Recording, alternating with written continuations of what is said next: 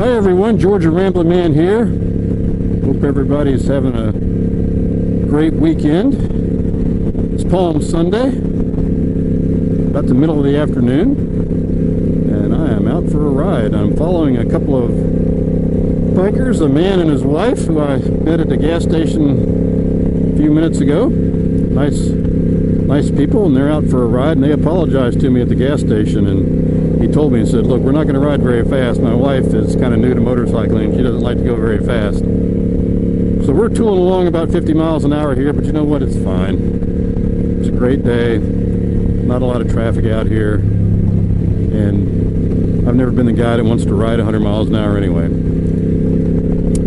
I was looking at some videos over yesterday, some older ones. Some of you guys, I've only been following YouTube vloggers for, a short time, and I go back and look at some of the old videos, and I saw a couple of videos that a couple of you guys had done where you had I think it was a 8 or 9 question challenge where you just answered 8 or 9 questions about yourself and your riding history. And nobody challenged me to do that, but I thought, you know what, I can do that. That might be good. I'm kind of new to this. Haven't been doing it that long, and maybe somebody's interested in my background. Maybe they're not, but I thought I would do it, and I am doing this by memory. I wrote down the 9 questions on a little piece of paper, and I took off this morning and forgot it. So I'm going to do this by memory, and if I miss a question, I guess I just miss it.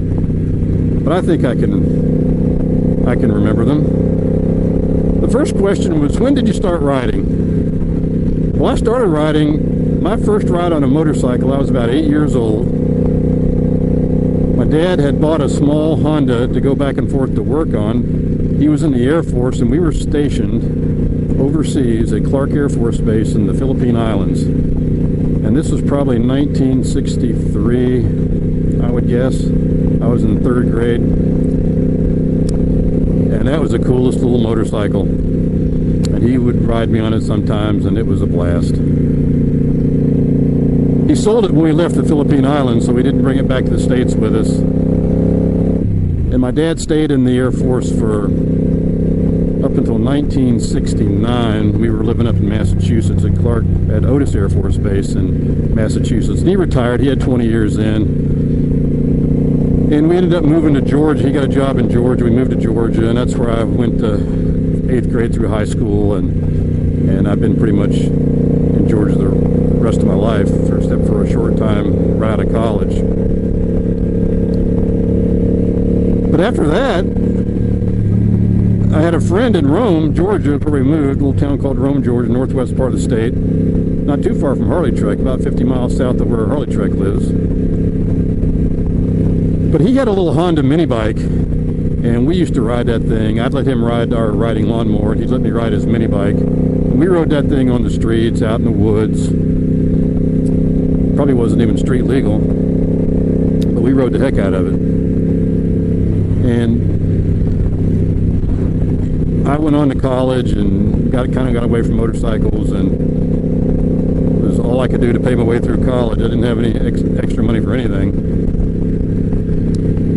So I got out of college, and I wanted to kind of explore the country a little bit. Kind of had that travel bug in me, so I got a job in California. And it was in a little town called Santa Maria, California, on the Central Coast. Beautiful area, great motorcycle riding weather. And I was out of college, had a little money in my pocket, was newly married, but I thought, you know what, I'm going to get back into this. And my wife says, well, you know what, I think I might too. So we went to the local Honda dealer and bought 2 brand new Honda Passports. Now they're not even around anymore. You probably don't even know what it is, but it's about a 70cc, like one step up from a moped. It was a small little motorbike. But Honda made them. They were reliable. We paid $700 a piece. I remember I had to write a check for $1,400, and this was a big check for me back then. Heck, it's a big check now. We had 2 of these brand new little Honda Passports that we rode around. And after a short time, my wife realized she didn't really want to be a motorcycler and motorcyclist. So she said, you know what, I think I'm going to take it back to the Honda dealer. Whatever he'll give me for it, he'll give me for it. And after a couple of months, I'd realized, this thing's kind of small. So, I mean, like 3 or 4 months after we bought these things, we took them both back to the Honda dealer, traded them both in. I got a Honda CB350, which is a small motorcycle a Honda made, much bigger than the Passport. And that thing would get up and go, and I loved that little motorcycle. Had chrome fenders, and just a great little motorcycle. Had a little speedometer on the handlebars and a tachometer. And that thing would get up and go. They made that bike, I think, in the late 60s through the mid 70s, and they sold a lot of them. And I kept it for a couple of years. We ended up moving from California to Georgia, and again, it was a financial thing. I needed the money, and we were moving, and we had a kid by then, so I sold it before we moved. And I regret that to this day, because now you go online and people are restoring those old Honda CB350s and selling them on eBay and in various auctions for a lot of money. I think I paid $1,100 for it, but it was a nice little motorcycle. And then I really didn't ride again until just a few years ago. And it was one of those things that about 5 years ago, my son kind of made the comment that he'd kind of like to maybe learn to ride, and was going to get like a little small motorcycle that he was going to ride around town in. And so we went and took the motorcycle safety course together. And after it was over, we got our licenses, and we went in together and bought a little Honda Rebel, a little 250cc Rebel, just to kind of get used to riding again. That was a very small motorcycle, didn't keep it very long. And I bought him out of his half of it, sold it, and bought this Suzuki C50T motorcycle. And that's what I've got now. I've had it about 4 years. So, over my life, I guess I've owned 4 motorcycles. Hope to own more. I'm looking forward to the, next one. I guess that gets kind of into the next question of, what's your dream bike? I don't know. It changes from day to day. One day I think I might, I'd like to have the Harley Davidson Ultra Classic or Ultra Limited full touring bike. No, maybe I want a Ducati Multistrada.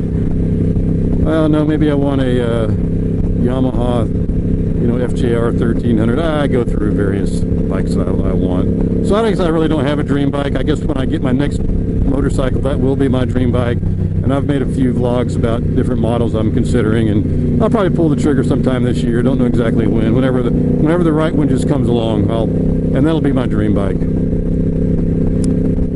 Another question that I remember is, have you ever dropped a bike or wrecked? And the answer to that is, I've never had a full-blown wreck on a motorcycle yet.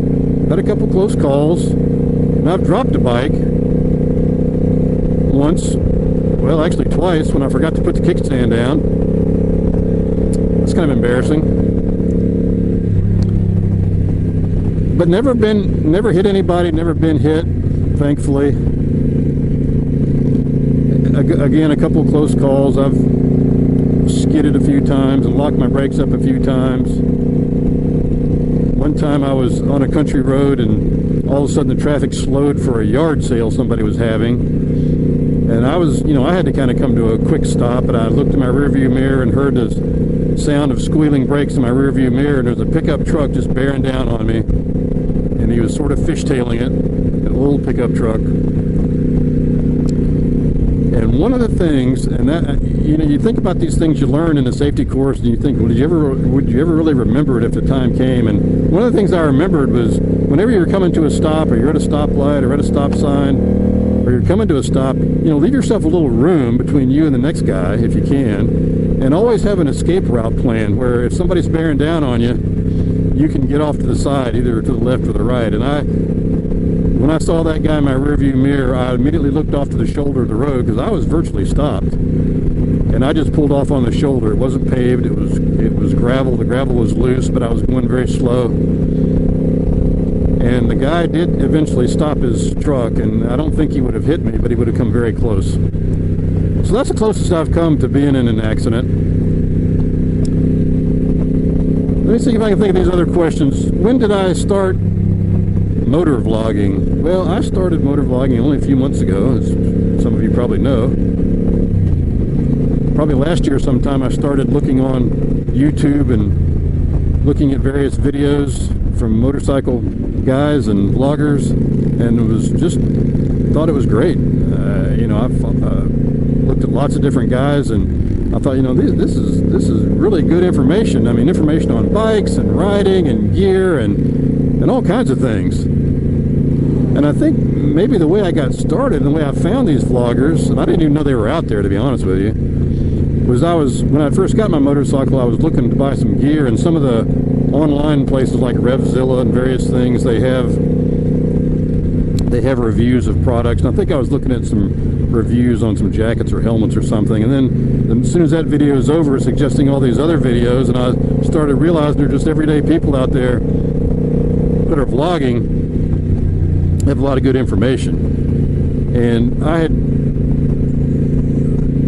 as I watched the videos, I began to think, you know, that's something I could do. I mean, I don't have a lot to say. I don't have a lot of experience motorcycling. I'm certainly not going to go out there and be doing any expert reviews on any motorcycles or any gear, because I'm kind of new to it. But I can certainly share my thoughts on things, and maybe some people think it's interesting, and maybe they won't. I guess if they don't, they won't watch it. So around Christmas, I thought to myself, I'm going to buy myself a camera, a GoPro or something, and get everything all set up. So I consulted with my son, who's a lot smarter on these technical things and technology than I am. I looked at the GoPro cameras, I looked at various cameras, and I settled on this Sony Action Cam. I think it's a HD RAS300 or 3000. I don't know the exact model number. But it's got a Zeiss lens on it. It's got a nice low profile. You know, it records in 1080p. It's even got a little GPS feature on it that I've actually turned on a few times on a couple of my videos, and I like it. Had to get a couple different mounts before I found one that I actually liked on my helmet. But I got it set up. The view seems to be pretty good. The video quality seems to be really good. Bought a separate microphone and got it all set up right around Christmas. And I think I put my first vlog on in early February. So pretty new to it. But I love it. I love watching everybody else's videos. I enjoy making these videos. And it's just added to my enjoyment of motorcycling, really. It's a hobby, and it's added to my enjoyment of it. And it's you know, just kind of one of those cool things. You know, my son and my kids and a couple of my nieces, and they kind of roll their eyes. Oh, there's Dad or Uncle Doug out there on his motorcycle, and he's got his own YouTube channel, and they think, you know, that YouTube's only for younger people. And all I can say is, you are so wrong there. Us older guys can get into these new things, and look, I'm on Facebook now, I'm on YouTube. I have to confess, I'm not a Twitter guy, and don't know really if there's any of these other social media deals, but I like Facebook and I like YouTube. What vloggers do I follow? I follow a lot of them. You know, I guess I started with Jay Leno. He has a YouTube channel called Jay Leno's Garage, and he's a real motorhead. I mean, he's got a museum of classic motorcycles and classic cars at his place there in California. And so I started watching his videos and just moved on to various others. I follow Sean Smoke and Harley Dayrider, Harley Trek, NC Stoney, McKaylee 7, Freedom Rider, Smyrna Cowboy. In fact, I found out just recently that Smyrna Cowboy and I share a birthday, July the 11th. I'm a couple of years older than the Smyrna Cowboy. He calls himself an old coot on a scoot. So I guess I'm an older coot on this Suzuki. How's that for rhyme? But those are the guys I follow. You know, my channel, last time I checked, I don't know, I got 20 or 25 subscribers, maybe a few more. And so I'm sure a few people are watching my videos, and it's great. I enjoy the comments and enjoy the making comments on theirs, and it's just a lot of fun. And to be honest with you, that is all the questions that I could remember. And I don't know if I hit all 8 of them or not. If I didn't, I'll have to catch up on a future vlog and catch up the other ones. That's kind of a history of the Georgia Ramblin' Man and myself. Love motorcycling, love this new hobby. I'm always looking for ways to get better at it and ride safer, and I get a lot of good information from you guys, and I appreciate it. Alright guys, that's about all for me today. It's a beautiful Sunday afternoon. It's probably in the mid-60s, and it doesn't get much better than this. This is Georgia Ramblin' Man. Everybody have a great week.